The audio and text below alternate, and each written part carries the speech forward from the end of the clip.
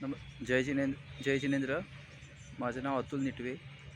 आज आपण पर्युषण पर्वामध्ये कोणत्या कोणत्या क्रिया करायला पाहिजेत हे आपण जाणून घेणार आहोत.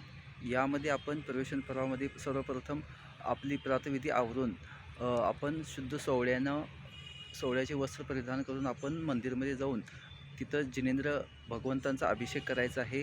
त्यानंतर आपण पूजापाठ करायची आहे. त्यानंतर आपण महाराजांनासुद्धा शक्य असेल तर महाराजांनासुद्धा आपण आहार द्यायचा आहे. त्यानंतर आपण दुपारच्या सत्रामध्ये महाराजांचं प्रवचन, माताजींचं प्रवचन किंवा शास्त्रस्वाध्याय हे करून संध्याकाळी महाराजांची वैयावृत्ती वगैरे आपण हे इतकं सारं करू शकताय. या पद्धतीनं आपण पर्युषण पर्वामध्ये आपली क्रिया करू शकता. जय जिनेंद्र.